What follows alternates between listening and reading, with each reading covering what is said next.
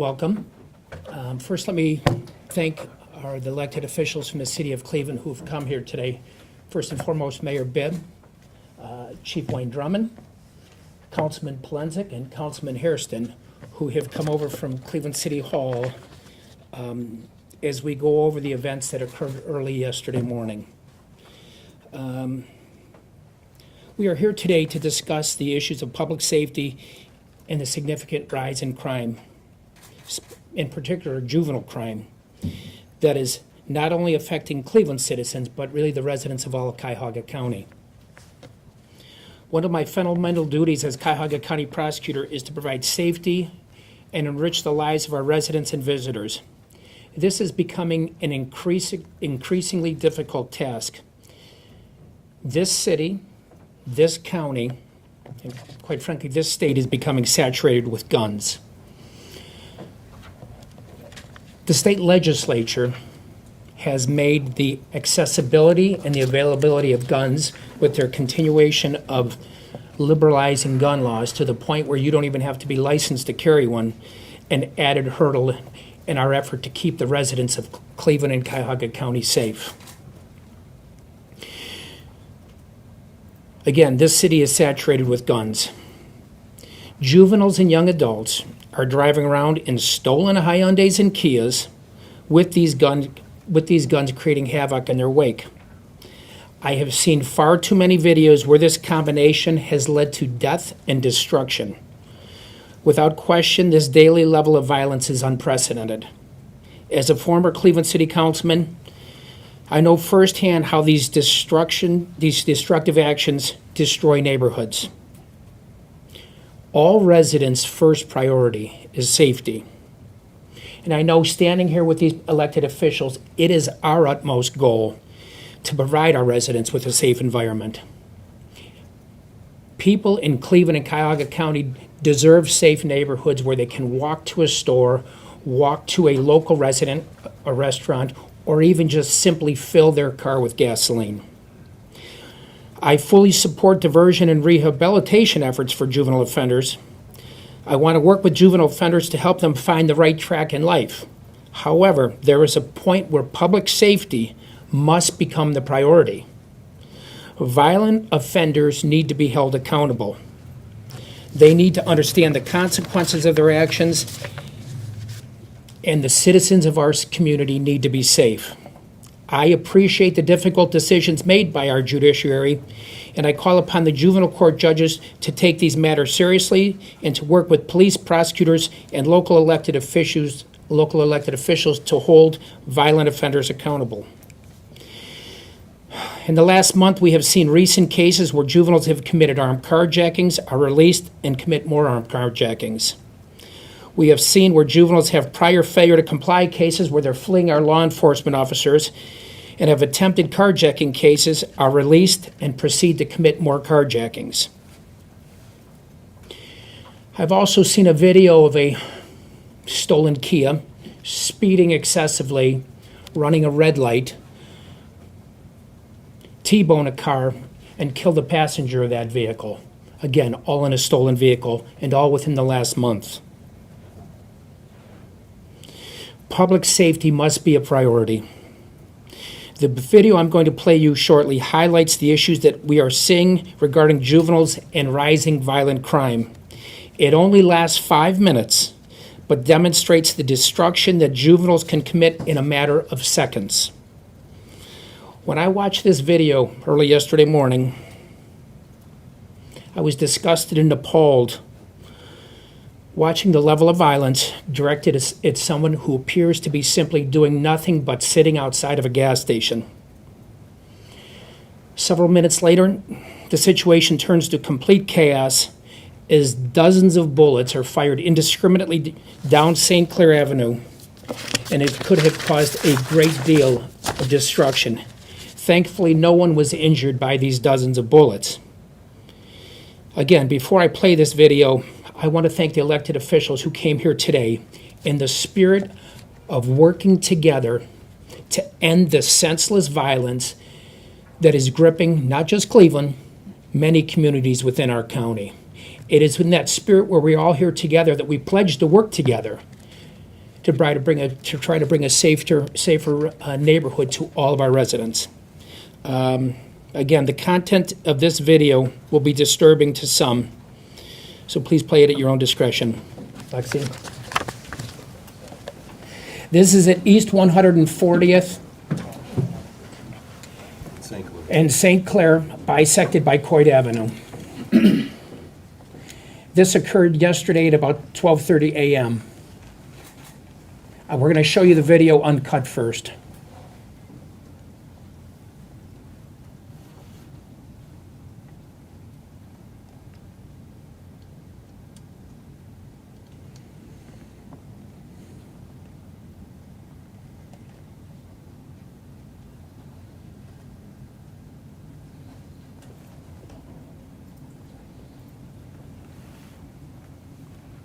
You might not mind when I narrate a little bit so I know what's going on.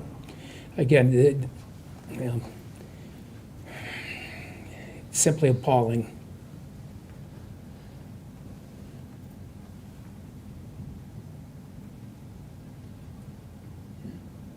The three cars at the gas pumps are all stolen Kias or Hyundais.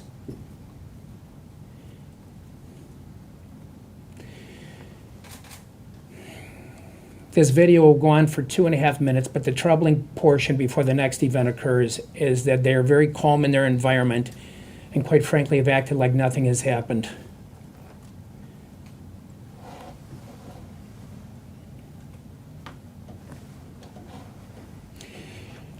You will eventually see another car come up. That next car that'll pull up is a black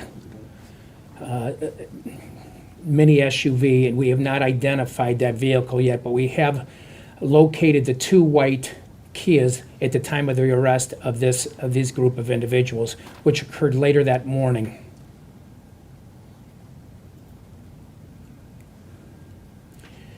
The individual in the green shorts appears to be the ringleader of the group.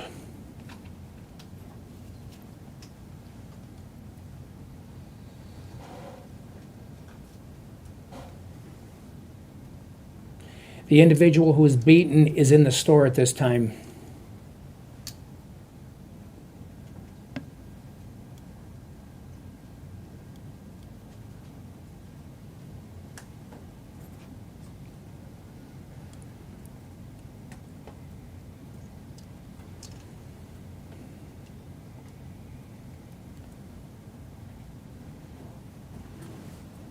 It's like they're celebrating the beating.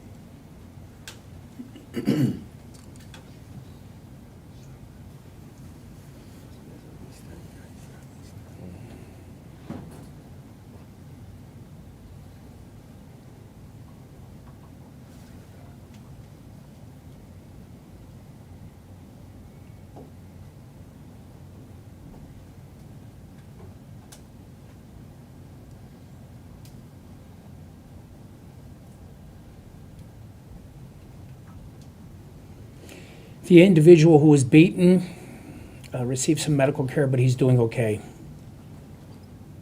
How old was he? 34.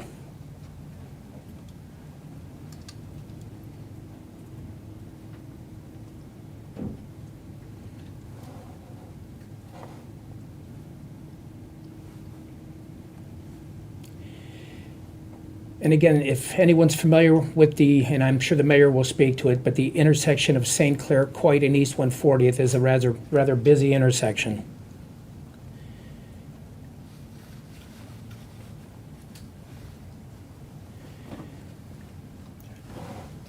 We are still trying to understand, and we will be obtaining more video, exactly what these individuals begin to fire on. I assume it's a car. But we continue to investigate along with the Cleveland Police Department, who has done a tremendous job in providing our office with the evidence needed to charge these individuals. You can see their attention now is turning to the other side of the building, where I believe a car is going down Coit Road. The individual in the green, who appears to be the ringleader, who is now charged with another homicide. You can see they begin to line up. And he begins to fire, as does three others in in this situation, including an AR-15 on the left, including the guy sitting on the car by the gas pump who's firing. And again, the beating and the shootings all happened within a matter of 5 minutes. Okay, you want to break it down to okay, this is a slow motion that demonstrates the chaos that occurred. Again, the individual is doing nothing but sitting next to a gas station minding his own business. Is there any indication the attackers knew him or had? We don't have any evidence of that at this point.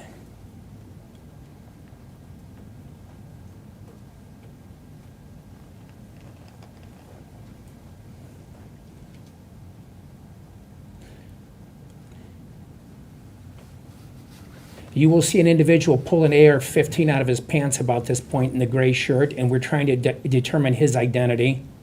But he was certainly one of the lead individuals involved in the beating.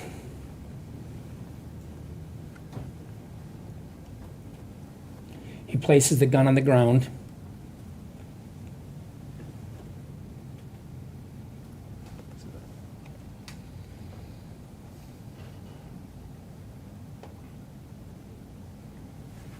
He's slammed by the guy in the green shorts.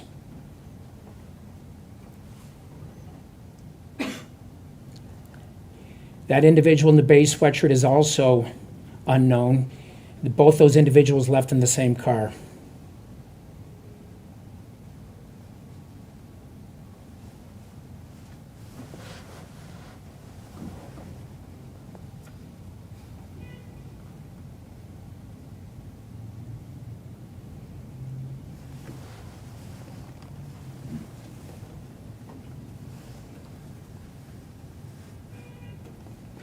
The man is lucky to be alive.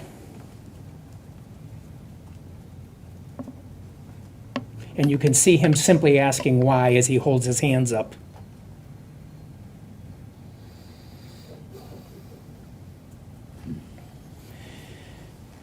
And then 2 minutes later, we see the shootings down St. Clair Avenue, and it's, by the grace of God, no one was injured.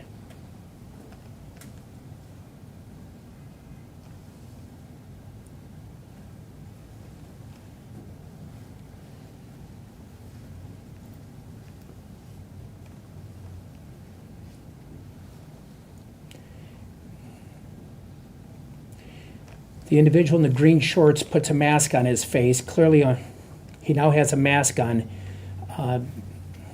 clearly aware of what he was about to do. There's the individual with the AR-15 who remains unknown.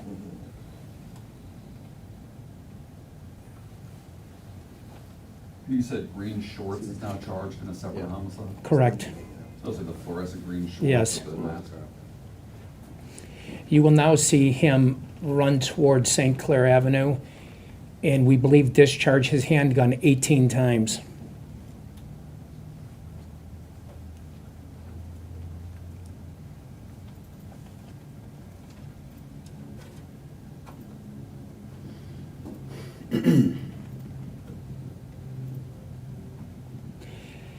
Again, there goes a public bus down St. Clair.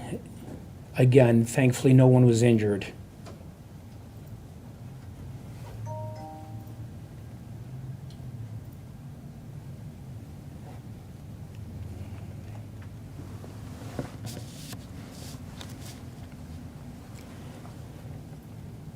While he was shooting, here's the individual shooting in the parking lot right behind him, including the individual with the gray with the AR-15, including the individual on the beige in the car by the pump who begins to fire multiple times outside the window of that stolen car.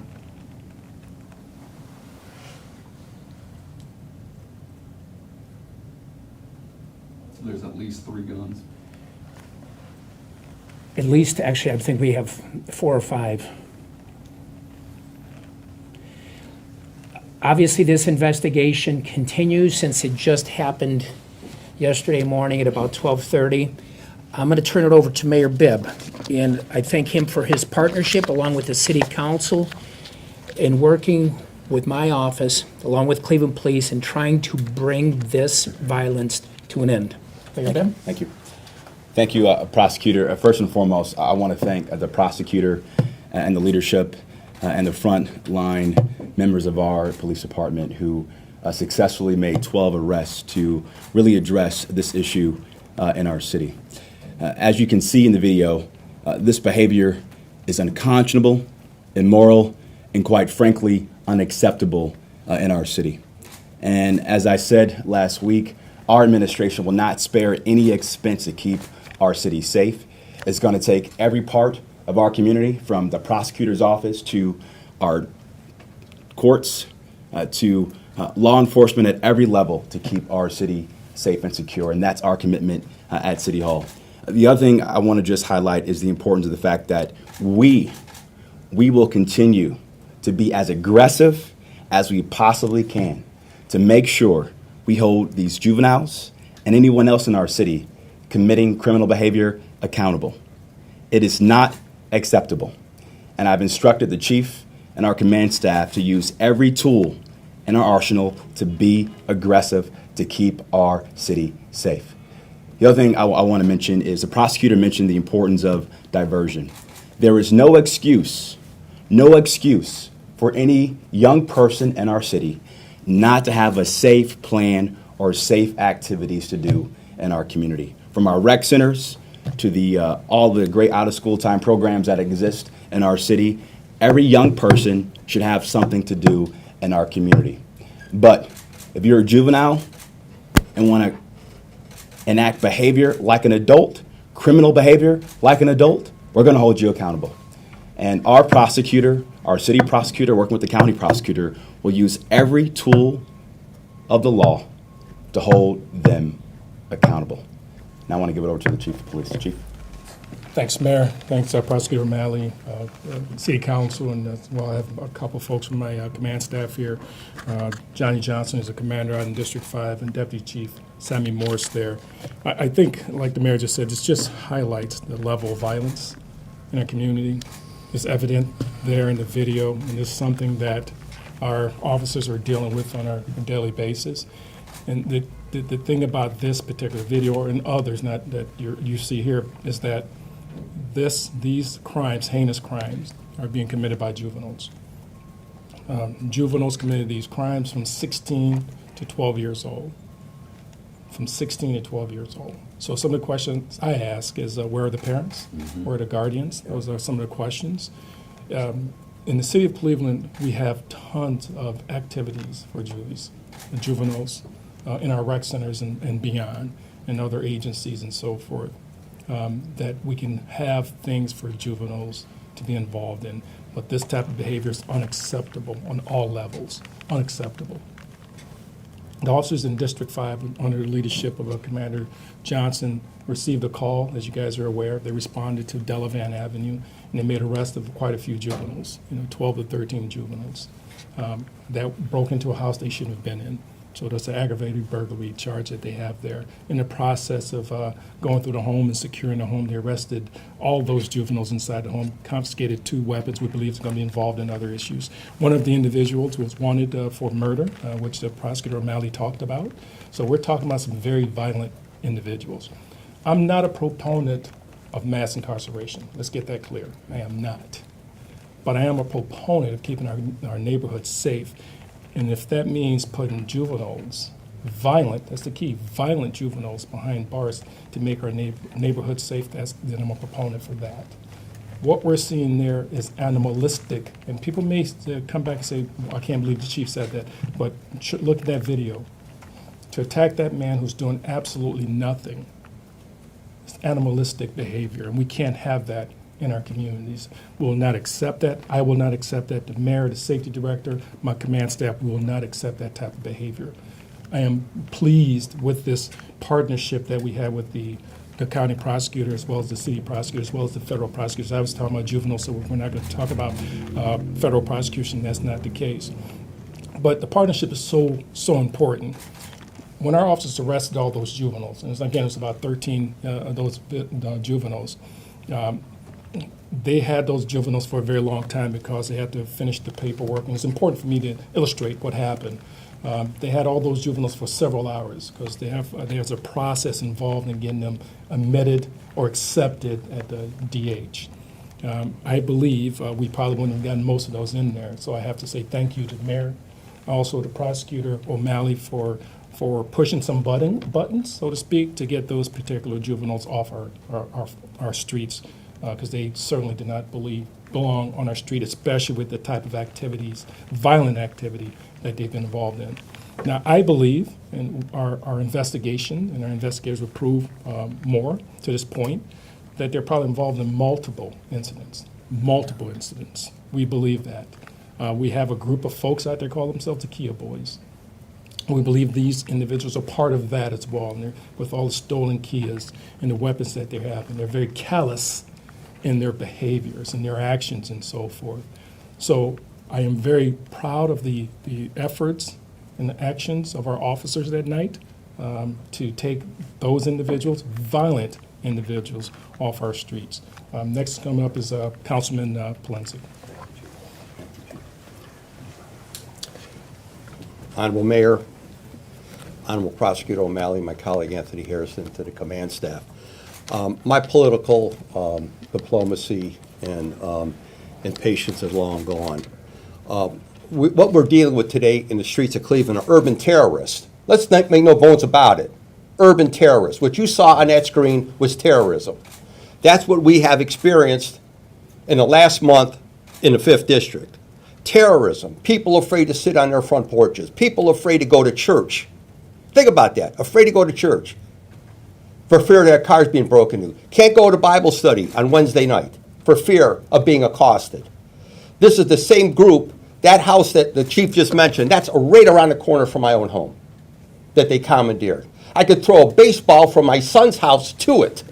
That's how close he is. This is the same group that I had a run-in with a week ago in front of my own son's home.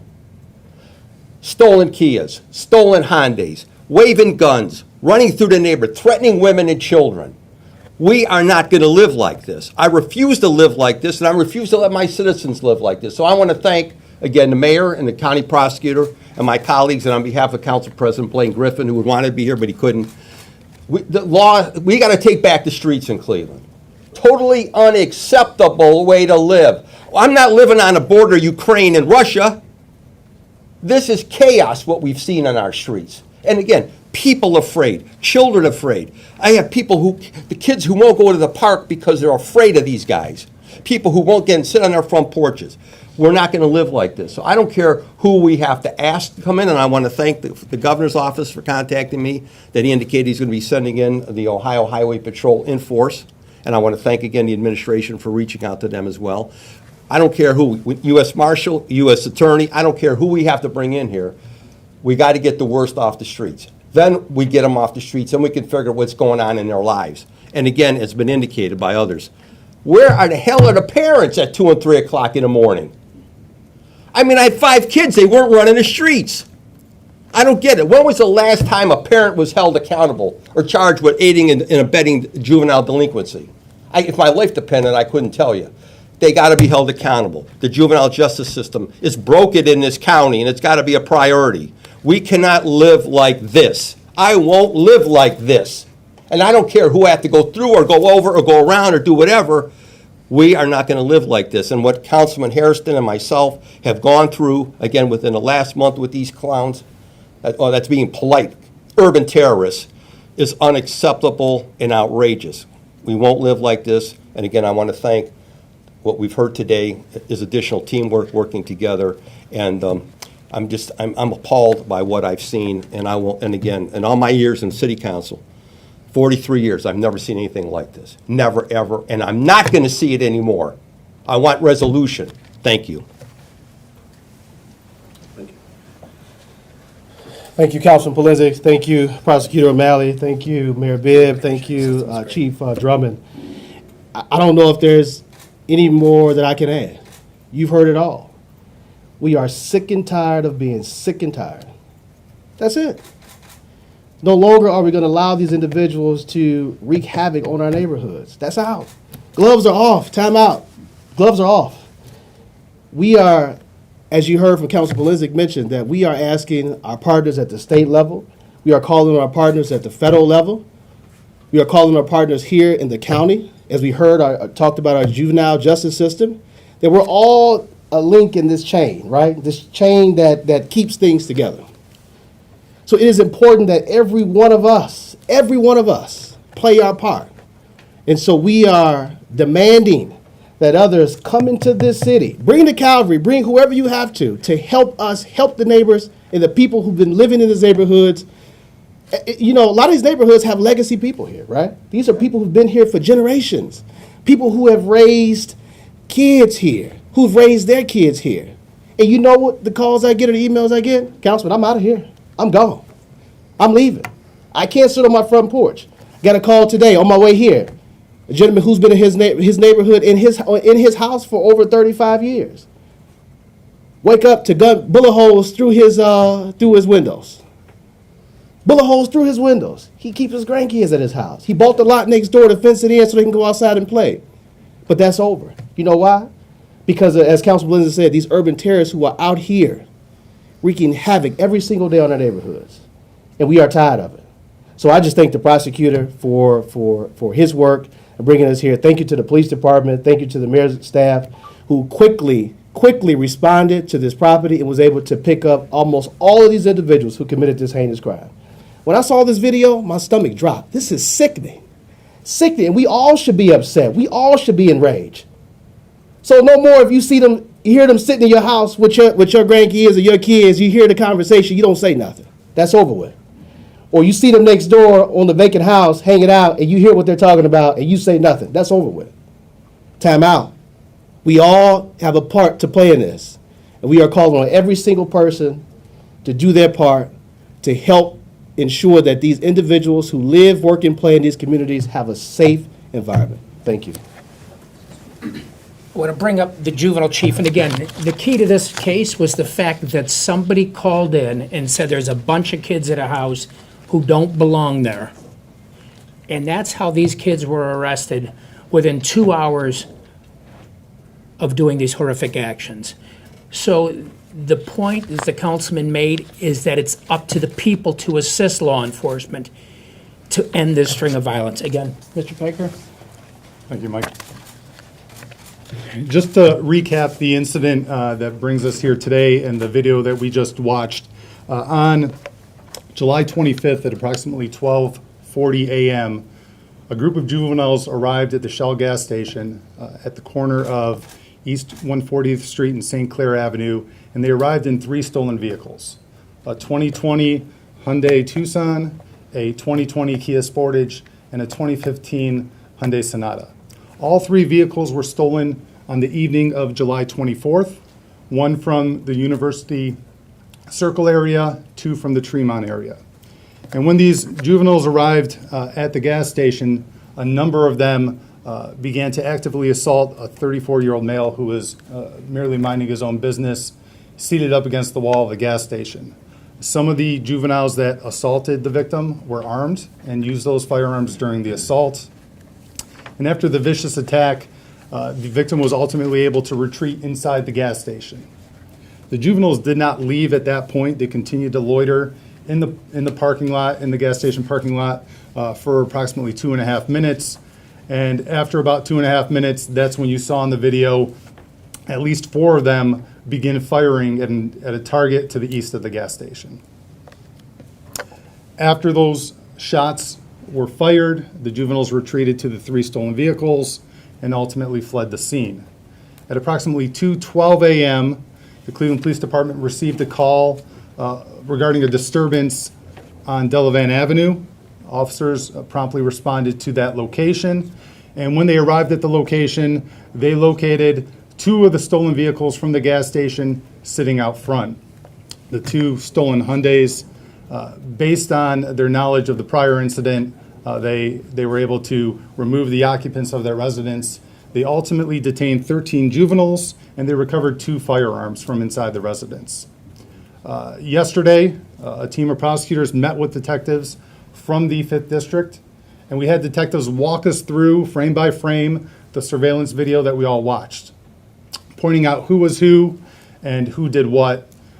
In particular, we were looking at who traveled in which stolen vehicle, who actively participated in the assault of the victim, who possessed a firearm during that assault, and who ultimately fired those firearms during the incident. After dissecting the surveillance footage with detectives, the prosecutors determined that we had probable cause to charge 12 of the juveniles who were being detained. Those 12 juveniles, 9 of them were male, 3 of them were female, and they ranged in age from 12 to 17 years old. 11 of the juveniles were admitted to the detention center yesterday. The 12th juvenile, a 12-year-old female who had no prior record, she was released on a home monitor as part of juvenile court's car theft pilot program. And she was made to return to court this morning for arraignment. All 12 juveniles have been arraigned.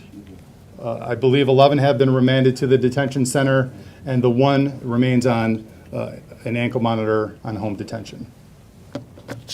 In terms of the charges in this case, all 12 juveniles were charged with receiving stolen property motor vehicle, as we could place them in one of the 3 stolen vehicles that you saw at the gas pumps. 7 of the 12 were charged with felonious assault and aggravated riot for their participation in the assault of the 34-year-old male victim. In terms of gun charges, 7 of the 12 were charged with improperly handling a firearm in a motor vehicle. 1 was charged with carrying a concealed weapon. 5 were charged with having a weapon while under disability because they either had a prior adjudication for violence or they had outstanding warrants. And 2 of the 12 were charged with discharge of a firearm on or near prohibited premises and criminal damaging. As Prosecutor O'Malley noted in the video, we see 4 or 5 juveniles firing firearms during the incident. We've identified 2 of those individuals, and that's where we need the public's help in identifying some of the parties who remain out on the streets. And 2 in particular, this male in the tan hoodie who's seen firing the firearm from the rear of the Kia Sportage. And this juvenile in the gray hoodie who is seen with an AR-style rifle during the incident.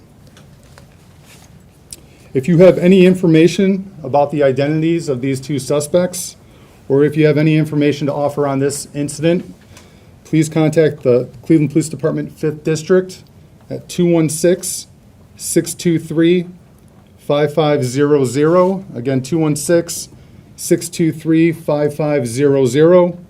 Or please contact Crime Stoppers at 216-252-CRIME. Thank you. And now I'm going to turn it back to Prosecutor O'Malley for some closing remarks. Yeah, I just want to thank the partnership that we have with the City of Cleveland, the Administration Council, that allows us to work seamlessly to try to bring these individuals into detainment, as well as trying to seek some justice on behalf of the victims of this crime. And again, I just want to thank them, the chief, the commander, the mayor, as well as the council for their work with my office. If there's any questions, Ed? I have a question for the mayor. Mayor, I'm hearing a lot of talk about we're not going to stand for this, we're going to do everything we can, but when you see that kind of lawlessness, what do you tell people about being safe in this city tonight when they see that kind of lawlessness, no police around, and clearly no fear of the police? I'll add to that, and I want to have Chief Drummond add to that as well. First and foremost, I think the residents of Councilman Hairston and Councilman Valentik's ward will feel a little bit safer this evening because 12 juveniles have been arrested that have been causing havoc in their neighborhoods, which is completely unacceptable. Secondly, per our announcement last week through our RISE initiative, we're bringing in additional resources from the FBI, U.S. Marshals, ATF, and U.S. Attorney in collaboration with the county prosecutor as well too.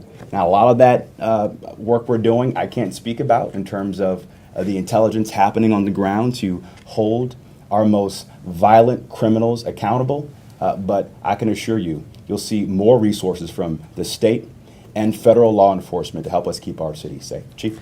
Yeah, I'd like to echo what the mayor just said, Ed. We arrested quite a few individuals we know are responsible for quite a bit of the violence that's taking place in the 5th District that Councilman Palenzik just mentioned. There are others out there.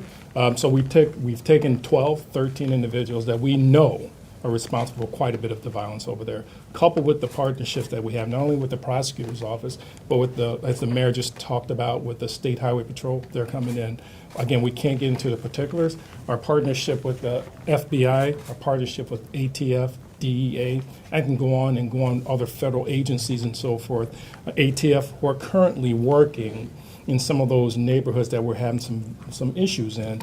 And again, I can't get into the particulars. We're targeting those individuals and not using a blanket approach. We're being very strategic in our approach and very laser focused. And we're targeting those individuals who are violent, and so we can remove them from the street. And those individuals are not only adults, but also juveniles as well.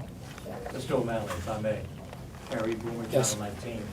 You have 12 or 13 people in custody. How long can you hold them before they're back preying on people in the city of Cleveland? Well, Harry, currently in the juvenile detention facility, there's roughly 160 juveniles detained for offenses ranging mostly high-level felonies. Ag murder, attempted murder, and multiple ag robberies are the predominant individuals who are being housed there. The juvenile court has looked at this matter. They certainly understood its significance. The guns that were taken yesterday morning from those individuals are already being tested with our partners in federal law enforcement. There will be NIBIN testing done. They will track down if those guns, and it's not going to be a surprise to anyone, if those guns have been used in other violent incidents within our county.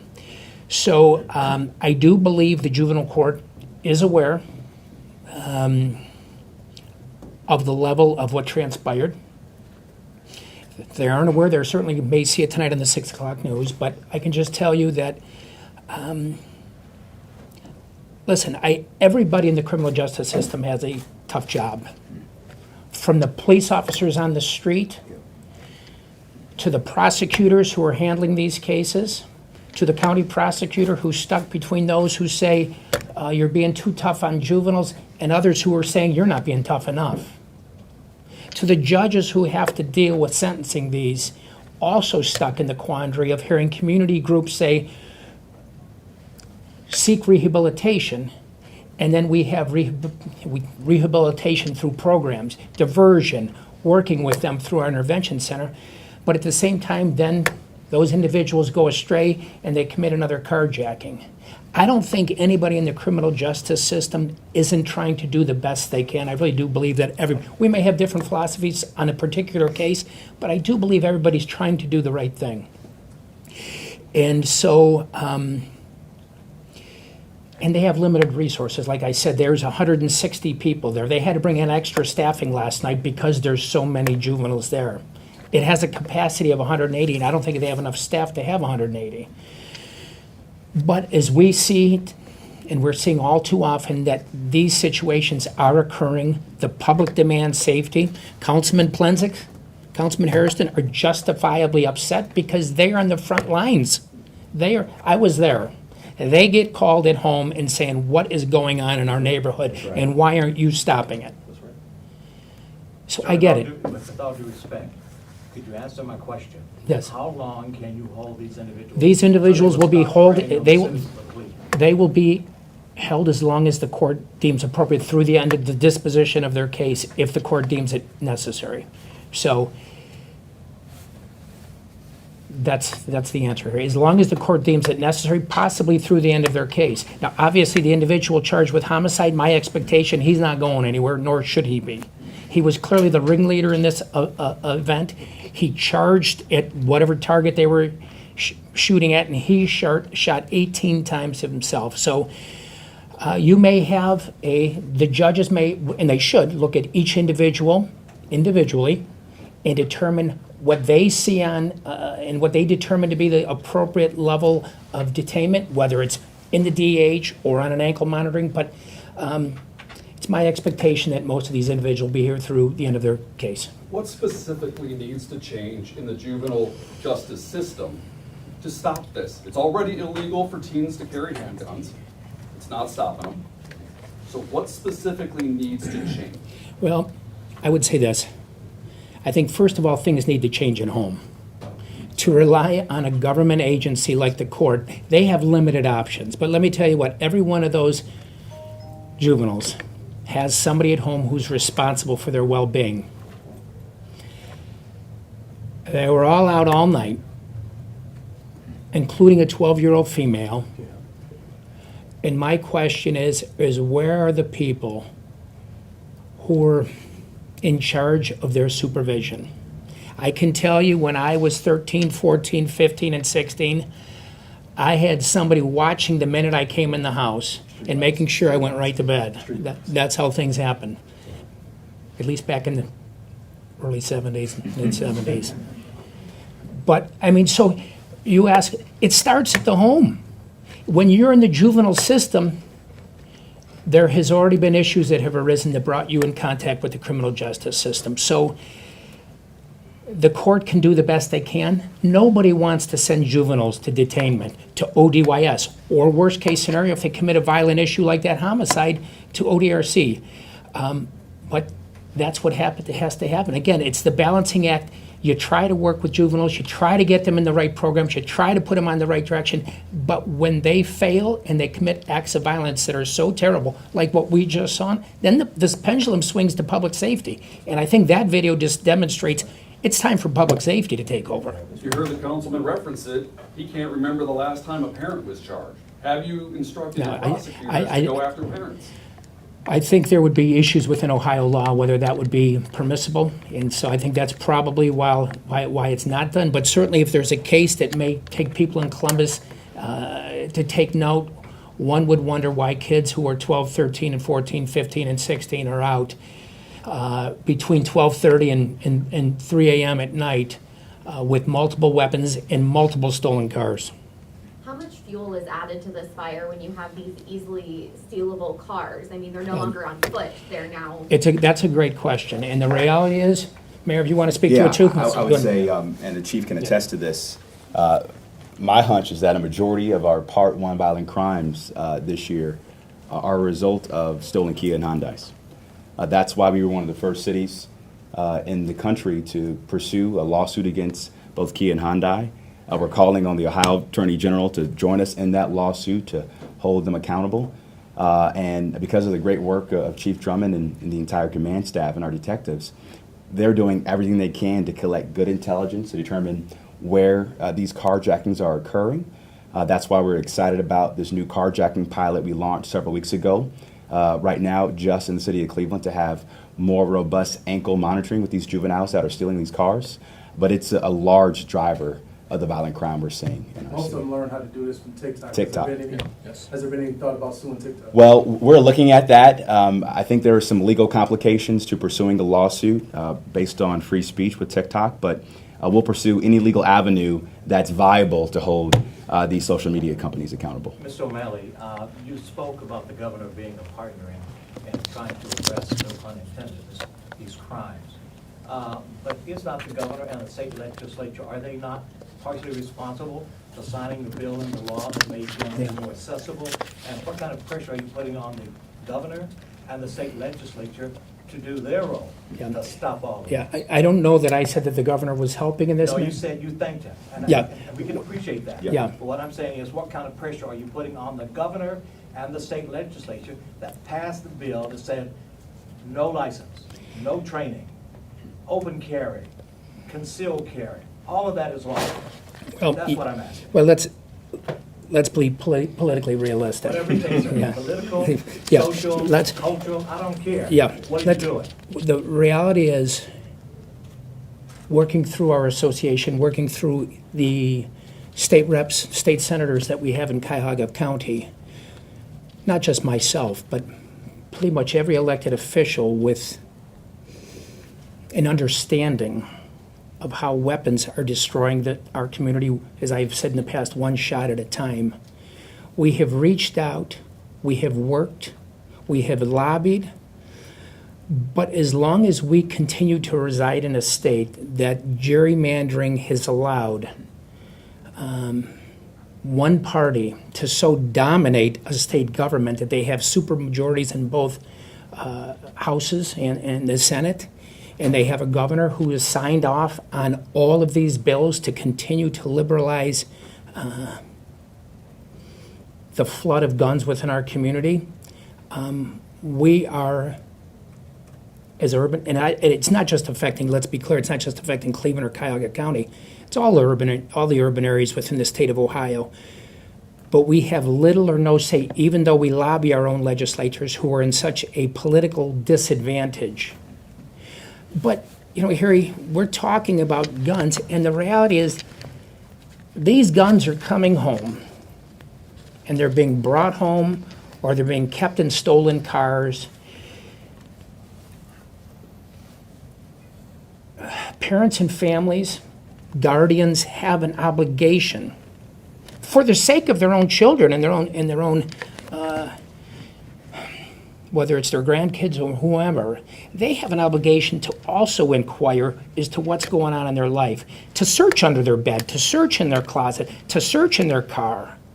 And they can't, parents and guardians have to become involved. They have to, because they are the first line of defense in trying to steer these kids into the right direction. And if we're relying on government to teach kids or to educate kids or to give kids a moral compass, we're already behind the 8 ball. It starts at the home, it starts at church, and it starts with families working with kids to do the right thing. Mr. Prosecutor, do we have any idea where they're getting these guns from? As was mentioned earlier, it's already illegal for the juveniles to have guns. It's not like they're going to gun stores and gun shows to buy them. Do we have any idea where they're getting these guns from? That's a good question. I think it's a combination of many factors. A lot of the guns, or a few of the guns, are stolen. We know that from homes. They're stolen from cars. Again, we have an epidemic proportion relative to the stolen Kias and Hondas and so forth. And some of those vehicles possess their guns in it and so forth. So it's a combination of all those things that I'm talking about. You're right, they're juveniles. They don't have any rights to have weapons and so forth. So again, the vast majority of them are stolen. Or they steal them out of, like I said, homes, cars, and so forth. So that's where they're getting them. And we also have what is called straw purchasers. They go in and legally purchase. These are folks with good records. They legally go into a gun store, purchase weapons, multiple amount of weapons, 6, 7, 8 or more at a time, and bring them to the community, and they give them to individuals that shouldn't have them, and then they get spread around the community. That's part of it as well. Not the only problem, but there's a vast array of reasons why these individuals end up with guns that they shouldn't have. Is that illegal now? And if it is, can we go after the Straw purchase? Yes, it is. And we work with our partners, and a very good question. We work with our partners at ATF to target those individuals. And again, I can't get into more particulars, but we do work with ATF to target those individuals, yes. What about the guns in this specific case? Were they stolen? I don't have that information. I'm not quite sure. I would have to look at the report. I'm getting two cases confused. I'm not quite sure if either one of the guns that was recovered in this case was stolen. Not sure. We don't know Mr. Mayor, yet. question for you. I live in the city, 22 years. When I go out to eat breakfast or to shop, people used to say, Harry, have a good day. Now they're saying, Harry, be safe. What do you say to the residents of the city who now feel under siege? Well, first, I would say that our administration, in collaboration with City Council, the county prosecutor, and state and federal law enforcement, we're going to do everything in our power to keep the city safe and secure. Secondly, we talked about guns. I would tell them, number one, vote your conscience and vote for safety when it comes to Election Day, because we can use our real political power to change the culture of guns in this state. It starts by voting no on issue 1, by the way, to make sure we can maybe put a ballot measure on our state constitution to have common sense gun reform. I would also say is they have a role. The best intelligence we can get is from residents who are seeing something in their neighborhoods. That's what made this case so successful, and so we want to just encourage that good behavior from our residents. Do you guys believe there is a revolving door right now in juvenile justice down at the court and at the detention centers? I would say that would depend on the crime. I think gun crimes are taken seriously. There's limited capacity, but do I think they take gun crimes seriously? I would say most of the juvenile court judges and magistrates do. Not all, but most. But on low-level issues, I mean, we're averaging now the last few months 400 stolen Kias and Hyundais a month. The math, when they're arrested, on how many people would be in the juvenile detention center, we would have to open, or the county council would have to begin deliberation on expansion. And so, again, I understand the difficulty that it's unprecedented. And that's why many of us have called upon the Attorney General. Let's try to hold Kia and Hyundai accountable. Let's try to, by doing a lawsuit, make them come up with a quick fix to end this epidemic of stolen vehicles. Not just in Cleveland, it's all over. And so, on low-level felonies, because of space limitations, yeah, there is people coming and going. I do believe on higher, more significant cases like this, that they are being held. Somebody asked a question about the guns. Let me just give people a reminder. I read the crime reports every day, and it sickens me to see how many people's cars are stolen with guns in them, which just it's every day just putting another gun into circulation. And I don't know if it was Harry who asked the question or not, but we've had cases where groups of juveniles, have broken into gun stores to steal hundreds of guns. So cars, burglaries, breaking into gun stores, stealing mom and dads. I've had cases where a mom has given a juvenile a gun. So all across the board. But people just need to keep their guns under lock and key, and let's stop this silly idea of leaving guns in cars, especially when we have this many cars being stolen. We've gotten Now, you reports mentioned the juvenile crime is rising. Any way to quantify that? Any kind of numbers, data? Well, I can tell you is we can talk about homicides. We had 2021, I think we had 22 or 23. In 2022, we had, and this is countywide, we had 35 juveniles charged with murder or ag murder. This year, by the end of the week, we will have 23. And again, 23 by the end of July. And 2 years ago, we had roughly the same amount. So we are hitting numbers from 2 years ago, and we still almost have half the year left. We're getting reports that there's an increase in gang activity in the city. Are these individuals or some of the other juveniles, are they in gangs? And if that's the case, is RICO on the table? Well, we have some gang activity. I'm not going to say it's a proliferation of gang activity. What we have here in Cleveland is it's more affiliations. But what we have currently with what they call themselves the Kia boys is more into stealing cars. And I think the question was asked about the juveniles now with guns, and they have these cars that they're taking and making them, now they're becoming more prolific in their violence because they have vehicles that they're taking. And the three that was, at least two of them were stolen from Tremont area, so that makes them mobile. And so they have their violence not only where we saw it Monday or Sunday night into early Monday morning, 140th and St. Clair in the 5th District, but they're all over. And again, because the proliferation and epidemic with stolen Kias, they're more mobile. So again, they can inflict their violence in many different areas relatively quick because of their mobility. Last question here. Yep. Mayor Bibb, I wanted to ask you, you've been critical of state gun legislation in the past. I was wondering if you have reached out to the governor's office to help with the situation. Well, I recognize that it's going to be very hard in this political climate in Columbus for us to pass common sense gun reform that 80% of Ohioans agree with.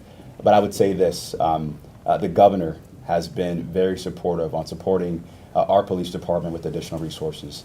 Not only is he bringing in additional support from the Ohio Highway Patrol, we also got more investments to have additional retention bonuses for our officers, as well as additional investments to modernize and upgrade our real-time crime center. And so I'll work with anybody, Democrat, Republican, Independent, Purple Party, whatever, who shares in our vision to keep Cleveland safe. And I think the governor has been supportive on many other fronts. There's been talk about elections, legislation,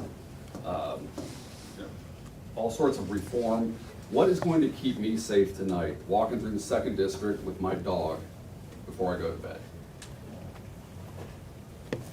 Chief, you want to handle it? Yeah, No, sure, go. sure. That's a fair question.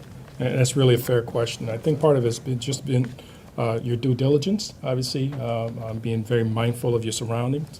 And one might say, well, why should I? I think it's important that we all are very cautious of where we're, our surroundings and so forth. Coupled with, I think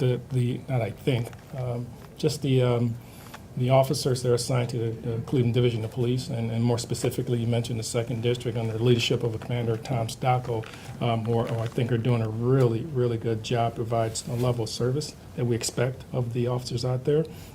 So the officers are very committed, very dedicated to make sure that you and everyone else in the city of Cleveland, and specifically in the 2nd District, are safe. So it's to be reassured that our officers are responsive, they're going to be as visible as possible, and if something like that happens, they're going to respond immediately, as they did in this particular case, and we're able to arrest 13 juveniles who were inflicting havoc in our neighborhoods.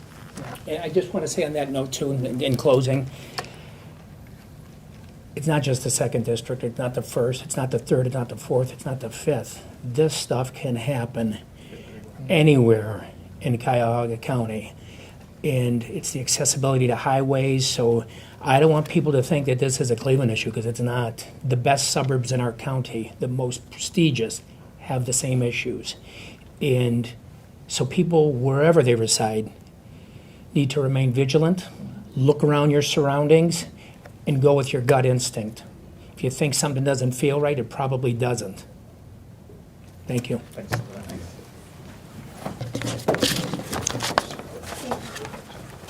I think Lexi can email. We have flash drives with everything on it. Wow. Ask. You're obviously passionate about the robustness of the police force.